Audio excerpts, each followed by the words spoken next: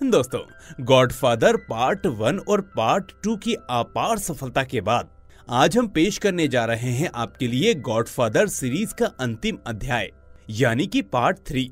वैसे अगर अभी तक आपने पार्ट 1 या पार्ट 2 को नहीं देखा है तो डिस्क्रिप्शन में दिए गए लिंक से उन्हें देख सकते हैं, क्योंकि दोनों पार्ट्स को देखने के बाद ही आपको पार्ट 3 समझ में आने वाली है। जैसा कि हम सभी जानते हैं कि पार्ट 2 में माइकल गॉडफादर बन चुका था और उसने अपने सारे दुश्मनों का खात्मा कर दिया, यहाँ तक कि गद्दारी करने वाले अपने सगे भाई को भी सूली पर चढ़ा दिया। पर इसके कुछ सालों बाद माइकल बूढ़ा हो जाता है और फिर ये गॉडफादर का ताज किसके सर पर सजता है? कौन करने वाला था पूरी दुनिया पर राज? आइए जानते हैं हमारे अंतिम अध्याय में।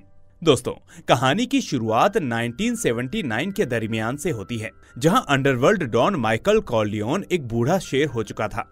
उसकी उम्र 60 के पार जा रही थी। इस उम्र में उसे अपने बड़े भाई फ्रेडो और ना जाने कितने लोगों की जान लेने का काफी मलाल था। इसीलिए अपने किए गए पापों का प्रायश्चित करने के लिए अपने पिता विट्टो के नाम एक चैरिटेबल ऑर्गेनाइजेशन चलाता था, जिससे जरूरतमंद लोगों की मदद होती थी। इस नेक काम की बदौलत माइकल कई लोगों के लिए बेहतरीन इंसान था, यहाँ तक कि उसके इस काम के लिए चर्च भी उसे सम्मानित करता था। माइकल के पास दौलत और शोहरत दोनों थी, मगर फिर भी उसकी जिंदगी अधूरी थी, क्योंकि उसका परिवार टूट चुका था और पत्नी काय बच्चों को लेकर अलग रहती थी। आज समारोह के दिन वो अपनी पत्नी को खत लिखकर बुलावा भेजता है, जिसमें वो बेटी मैरी और बेटे एंथनी के साथ सम्मिलित भी होती है। परिवार को अपने पास देखकर माइकल के चेहरे में थोड़ी रंगत आती है। 20 साल बाद आज उसने अपनी पत्नी से पहली बार बात की। काय उसे बताती है कि उसका बेटा एक बहुत ही अच्छा म्यूजिशियन है और वो ओपेरा सिंगर बनना चाहता है। ये सुनकर माइकल का दिमाग घूम जाता है। आखिरकार गॉडफादर का बेटा अब स्टेज पर गाना बजाना करेगा, उसे ये बिल्कुल भी बर्दाश्त नहीं होता। वो अपने बेटे को वकील बनाना चाहता था, इसीलिए उसे कानून की पढ़ाई करने की नसीहत देता है। एंथोनी अपने पिता को इसके लिए साफ साफ मना करके वहाँ से चला जाता है। काय कहती है कि तुम्हारे बेटे को पता है कि तुम इंसान नहीं जानवर हो। वो तुमसे और तुम्हारे बिजनेस से नफरत करता है। वो अच्छे से जानता है कि कैसे तुमने अपने सगे भाई को भी मौत के घाट उतार दिया। ये मत समझना कि उसे कुछ भी पता नहीं है। तुम्हारी हर एक करतूत का उसे अंदाजा है। हालांकि अभी बेटी मैरी की नजर में तुम्हारी काफी इज्जत है। वो तुमसे बेहद प्यार करती है। ये सुनकर माइकल बेहद खुश होता है और अपनी बेटी को चेक पकड़ाकर डोनेशन के लिए चर्च में देने को कहता है। इसी पार्टी में विंसेंट भी मौजूद है। ये नौजवान लड़का कोई और नहीं बल्कि सनी का सौतेला बेटा है। हालांकि कानूनी तौर पर विंसेंट कार्लियोन परिवार का सदस्य नहीं बन सकता था, पर उसकी नजर में माइकल पिता से भी बढ़कर था और वो एक दिन उन्हीं की तरह बनना चाहता था। उसी शाम माइकल से मिलने एल्टोबेलो नाम के एक बुजुर्ग व्यक्ति आते हैं। वो विट्टो का बहुत ही पुराना साथी था। उसे माइकल पर काफी फक्र था। आखिर उसने अपने पिता से भी बढ़कर नाम कमाया था। इसी खास मौके पर एल्टोबेलो डोनेशन के लिए विट्टो की फाउंडेशन को 10 लाख का चेक भी देता है। पार्टी में विंसेंट की मुलाकात एक लड़की से होती है जो कि टीवी रिपोर्टर होती है। उसे बस किसी कीमत पर माइकल का इंटरव्यू चाहिए होता है, जिस पर विंसेंट कुछ जुगाड़ करने को कहता है और फिर थोड़ी बहुत फ्लर्टिंग करने के बाद इसी बीच वहाँ जोई जैसा नाम का एक व्यापारी माइकल को बताता है कि उसका भतीजा और शनि के नाजायज औलाद विंसेंट काफी परेशान कर रहा है। अच्छा होगा कि तुम उसे रास्ते से निकाल दो। माइकल जोई से कहता है कि वो तो अभी बच्चा है, आखिर उसने ऐसा क्या गलत काम कर दिया? रुको, मैं अभी उसे समझाता हूँ। और फिर वहाँ विंसेंट को बुलाया जाता है। माइकल उससे पूछता है कि आखिर तुम्हारी जोई से क्या दुश्मनी है, तुम उसे क्यों परेशान कर रहे हो? जिस पर विंसेंट कहता है कि अंकल, मैं क्यों ही किसी को परेशान करूंगा, बस आपको तो पता ही है ना कि दादाजी यानी विट्टो कार्लियोन को नशीले पदार्थ से कितनी नफरत थी और ये व्यक्ति 1000 बार मना करने के बावजूद भी उनकी तस्करी गैर कानूनी तरीके से कर रहा है। बस मैंने इसे यही समझाने की कोशिश की, जिस पर ये आपको और दादाजी को गालियां देने लगा। माइकल विंसेंट को जोर से फटकार लगाते हुए कहता है, चलो जो हो गया सो हो गया, तुम फौरन जोई से माफी मांगो।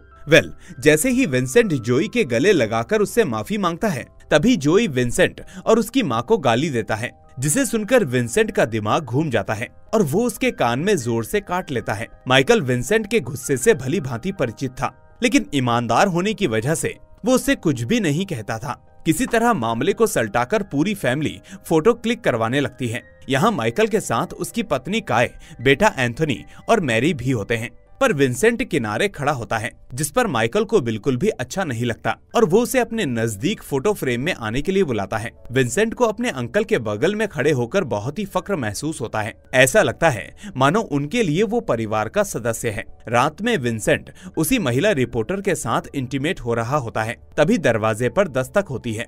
लड़की दरवाजा खोलती है तो एक शख्स उसकी गर्दन पर चाकू रखकर शांत रहने को कहता है और दूसरा बेड पर लेटे विंसेंट पर अंधाधुंध गोलियां चलाने लगता है। पर हकीकत में विंसेंट तो दरवाजे के पीछे खड़ा था, जो मौका पाते ही उनमें से एक को मार देता है। और जब दूसरे से पूछता है कि आखिर तुम्हें यहाँ किसने भेजा, और जैसे ही वो जोई का नाम लेता है, विंसेंट उसको भी मौत के घाट उतार देता है। ये बात जब माइकल को पता चलती है तो वह विंसेंट से पूछता है कि आखिर तुमने जोई के 2 आदमियों को क्यों मारा। जोई उन्हें बताता है कि अंकल, वो लोग रात में मुझे जान से मारने के लिए आए थे और अगर मैं उन्हें नहीं मारता तो शायद आज आपके सामने मैं नहीं खड़ा होता। इन सब के पीछे जोई है और अब मैं उसे भी जिंदा नहीं छोड़ूंगा। माइकल उसे समझाता है कि इतनी जल्दबाजी अच्छी नहीं, तुम्हारे पिता भी इसी जल्दबाजी में अपनी जान दे बैठे थे।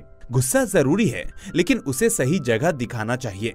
अभी शांत रहो और मेरे अगले हुक्म का इंतजार करो। सुबह माइकल से मिलने चर्च में बिशप आता है, जो उसे बताता है कि चर्च में मिलने वाले सभी दान को हम वेटिकन बैंक में डिपॉजिट करते हैं, लेकिन कुछ दिनों से हमारे कुछ पार्टनर्स उन पैसों में घपला करने लगे हैं, जिसकी वजह से बैंक कर्ज में डूब चुका है।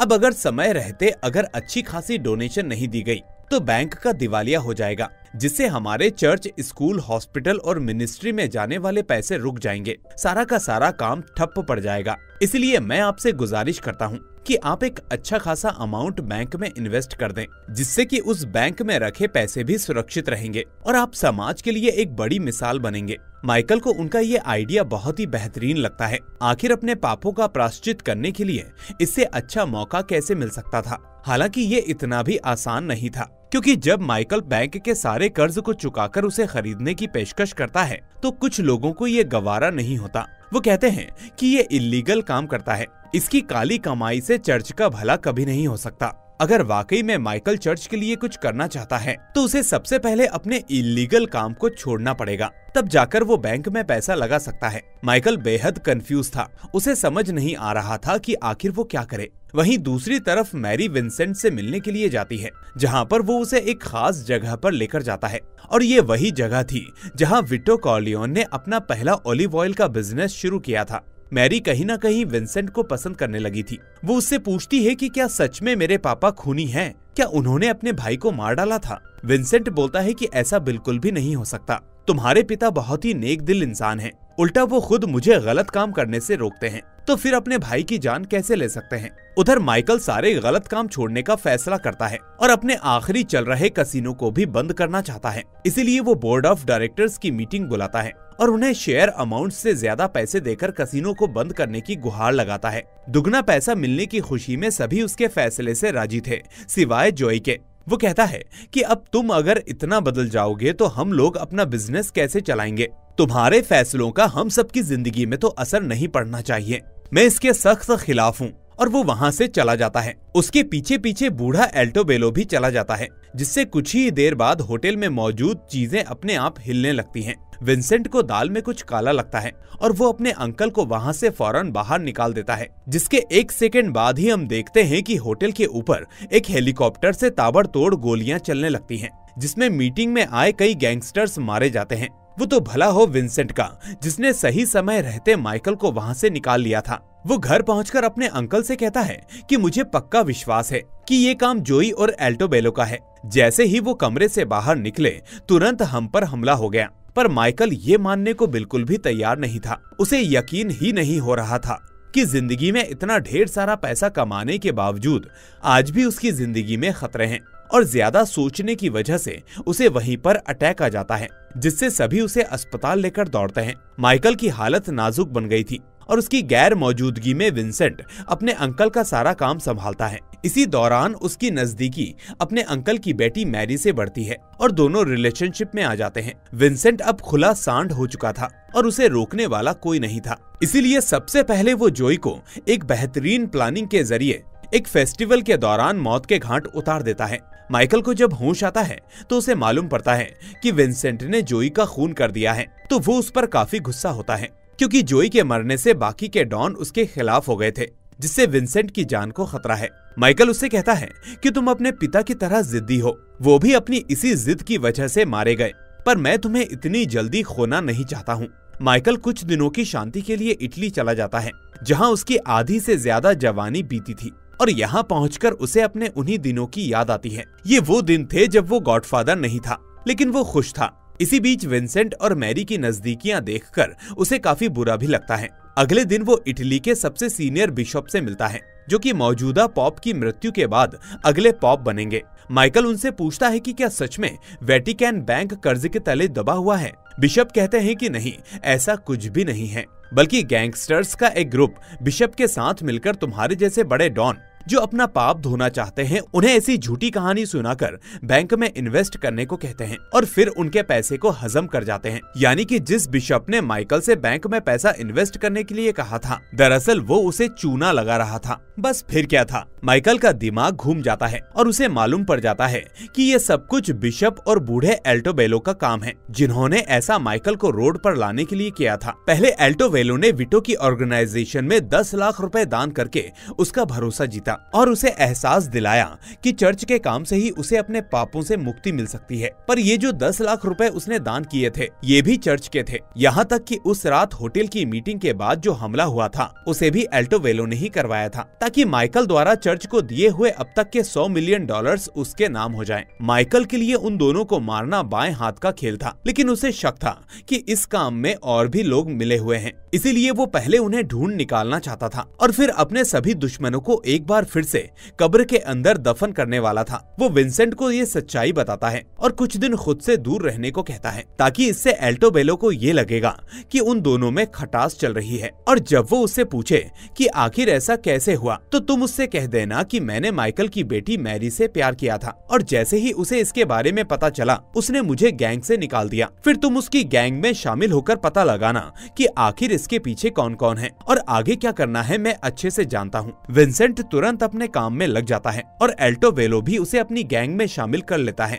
वहीं दूसरी तरफ पॉप की मृत्यु की खबर पूरे देश में फैल जाती है, जिसके बाद इटली का वही सीनियर बिशप जिससे कुछ दिन पहले माइकल मिला था, वो अब नए पॉप बनते हैं। पॉप बनते ही उन्होंने वेटिकन बैंक में हो रहे घोटाले का पर्दाफाश किया और कई गैंगस्टर्स के साथ उस चालाक बिशप को भी पद से निकाल दिया। यहाँ तक कि विंसेंट को भी मालूम पड़ जाता है कि एल्टोबेलो के साथ 4 अन्य डॉन मिलकर माइकल को मारने की प्लानिंग कर चुके हैं। जैसे ही ये बात विंसेंट माइकल को बताता है, वो उसे एल्टोबेलो के साथ उन सभी को मारने का हुक्म देता है और कहता है कि अगर तुमने ये काम सफाई से कर दिया तो मैं वादा करता हूँ कि तुम यहाँ के नए गॉडफादर होगे। वैसे भी तुम्हारे पिता सनी को ही गॉडफादर होना चाहिए था, लेकिन उनकी मौत के बाद मजबूरी में पिताजी ने मुझे ये पदवी दे दी, लेकिन अब ये सब मैं तुम्हें ही लौटाना चाहता हूँ और फिर इस जगह को छोड़कर अपने परिवार के साथ जिंदगी के आखिरी दिन सुकून से बिताना चाहता हूँ। ये सुनकर विंसेंट भी खुश था। उसकी खुशी का ठिकाना नहीं रहता। आखिर वो गॉडफादर ही तो बनने का सपना देख रहा था। मगर माइकल की एक शर्त थी और वो ये थी कि उसे गॉडफादर बनने के बाद मैरी को छोड़ना पड़ेगा, क्योंकि माइकल अच्छे से जानता था कि विंसेंट अपने पिता की तरह जिद्दी है। गॉडफादर होने के बाद उसके दुश्मन भी बढ़ते ही रहेंगे, जिससे मैरी की जान को खतरा भी रहेगा। अगले दिन माइकल अपने बेटे एंटनी का ओपेरा देखने के लिए जाता है। यहाँ एल्टोबेलो और उसके साथी भी माइकल को खत्म करने के लिए आए हुए थे, पर इससे पहले कि वो उसे मारते, विंसेंट के आदमी बिशप के साथ 3 अन्य डॉन को अलग अलग तरह की मौत देते हैं। वहीं एल्टोबेलो की चाय में जहर मिलाकर उसे ऊपर पहुंचा देते हैं। हालांकि इन सब के बीच एक डॉन भी भाग निकला था। अब सब राहत की सांस लेते हैं और पार्टी को एंजॉय करते हैं। मैरी देखती है कि विंसेंट उससे दूर दूर रहने लगा था। वो उससे पूछती है कि आखिर वो ऐसा क्यों कर रहा है, जिस पर विंसेंट उसे समझाता है कि मुझसे दूर रहने में ही तुम्हारी भलाई होगी। मैरी को समझते देर नहीं लगती कि इसके पीछे उसके पिता हैं। तभी शो खत्म होने के बाद जब माइकल बाहर निकल रहा था तो उसके ऊपर 2 गोलियां चलती हैं। एक गोली उसके कंधे पर लगती है तो दूसरी ना जाने कहां चली जाती है। ये वार उसी आखिरी बचे डॉन ने किया था, जिसे माइकल बेरहमी से मार देता है।